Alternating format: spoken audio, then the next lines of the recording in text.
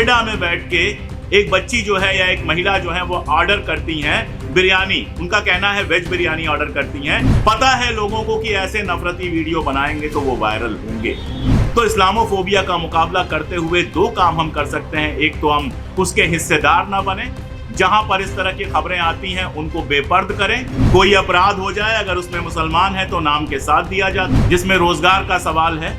मैं बहुत साफ कहता हूं, सिलेंडर 50 रुपया बढ़ता है तो मुझे भी 50 रुपया एक्स्ट्रा देना पड़ता है, मुसलमान को भी देना पड़ता है, ईसाई को भी देना पड़ता है। वो करती हैं, वीडियो बनाती हैं, वीडियो वायरल होता है और उसके बाद इतना तमाशा होता है कि पूछिए मत। सवाल बड़ा ये है, हम सब समझदार लोग हैं, हम सब लोग जानते हैं कि कैसे बहुत प्लान्ड तरीके से इस्लामोफोबिया फैलाई जाती है। कोई अपराध हो जाए अगर उसमें मुसलमान है तो नाम के साथ दिया जाता है, मुसलमान नहीं है तो बिना नाम के साथ दिया जाता है। हमारे मीडिया के साथी यहाँ बैठे हुए हैं जो असल में पत्रकार हैं, वो जानते हैं कि ये मीडिया के एथिक्स के बिल्कुल खिलाफ है। ऐसी तमाम सारी चीजें, खबरें आती हैं, कोई खबर आती है खट से उसको हिंदू मुसलमान बना दिया जाता है। बाद में जब तक फैक्ट आता है कि इसमें हिंदू मुसलमान का मामला नहीं था, तब तक वो खबर व्हाट्सएप के उन नंबर्स पे पहुंच चुकी होती है जिनके लिए बनाया गया होता है। सवाल यही है कि इसका मुकाबला कैसे करें। मैं लगातार सोचता हूं कि इसका मुकाबला कैसे किया जा सकता है। एक तो ये तरीका है मुकाबला करने का, हम सब ने जिसको जहां मौका मिला छोटे छोटे मंच बनाए और अपनी बातें रखनी शुरू हुई। लेकिन इस मंच का भी एक खतरा है और वो बड़ा खतरा है, वो हमें लगातार समझना चाहिए। ये मंच भी चलता है व्यूज पर, ये मंच भी चलता है मोनेटाइजेशन पर, ये मंच भी चलता है वायरल पर। और इस वायरल के चक्कर में कई बार हम उनकी मदद तो नहीं कर रहे हैं, इस बात को हमें समझना चाहिए। जैसे मैं एक छोटा सा एग्जांपल देता हूं, दिल्ली में 3-4 लड़कों का एक ग्रुप है। हर 3-4 महीने पे उनका काम ये होता है कि एक किसी औरंगजेब रोड को, किसी अकबर रोड को, किसी इस तरह की रोड को वो काला करते हैं, उसके ऊपर स्प्रे से कोई और रोड लिखते हैं, खुद ही वीडियो बनाते हैं और खुद ही चला देते हैं। यकीन जानिए कि अगर उन वीडियोस को हम लोग एंटरटेन करना छोड़ दें, अगर उन वीडियोस पे हम लोग सनसनीखेज शीर्षक लगाकर नए वीडियोस बनाना बंद कर दें तो उसकी वैल्यू कुछ नहीं है। अगले दिन उनकी सफाई हो जाती है और ओरिजिनल नाम लग जाता है। लेकिन जब हम ये करते हैं तो वो वायरल होते हैं, हीरो बनते हैं, अगली बार फिर जाके करते हैं। आप सोच के देखिए कि नोएडा में बैठ के एक बच्ची जो है या एक महिला जो है वो ऑर्डर करती हैं बिरयानी, उनका कहना है वेज बिरयानी ऑर्डर करती हैं।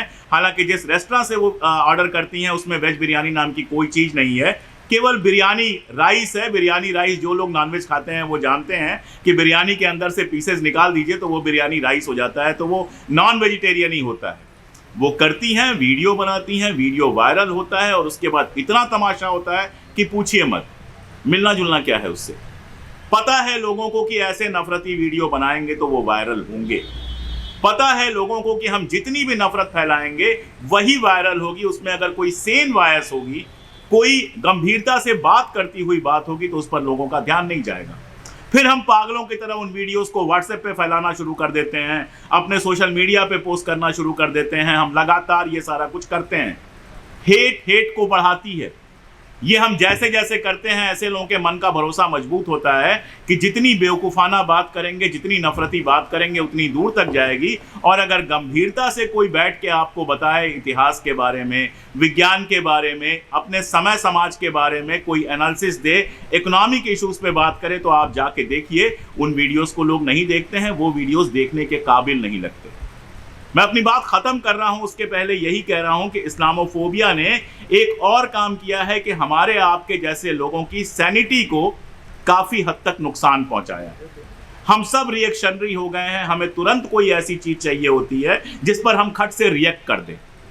सोचना, समझना, गंभीरता से बातचीत करना, ये हम धीरे धीरे भूलते जा रहे हैं। ये उनकी ज्यादा बड़ी सफलता है।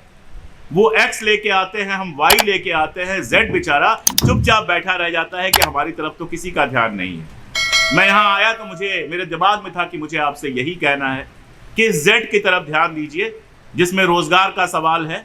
मैं बहुत साफ कहता हूँ, सिलेंडर 50 रुपया बढ़ता है तो मुझे भी 50 रुपया एक्स्ट्रा देना पड़ता है, मुसलमान को भी देना पड़ता है, ईसाई को भी देना पड़ता है।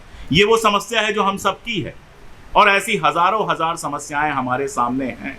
तो इस्लामोफोबिया का मुकाबला करते हुए दो काम हम कर सकते हैं। एक तो हम उसके हिस्सेदार ना बने, जहां पर इस तरह की खबरें आती हैं उनको बेपर्द करें। और दूसरा हम ये काम कर सकते हैं कि जनता के जो असली इश्यूज हैं लगातार हम उनको हमारे पास जो भी मंच है उठाते रहें। अगर कल को कुछ बड़ा होगा तो इन असली इश्यूज पे ही होगा, हिंदू मुसलमान पे क्या हो सकता है वो तो हम लगातार देख ही रहे हैं। बहुत शुक्रिया मौका देने के लिए, बहुत शुक्रिया।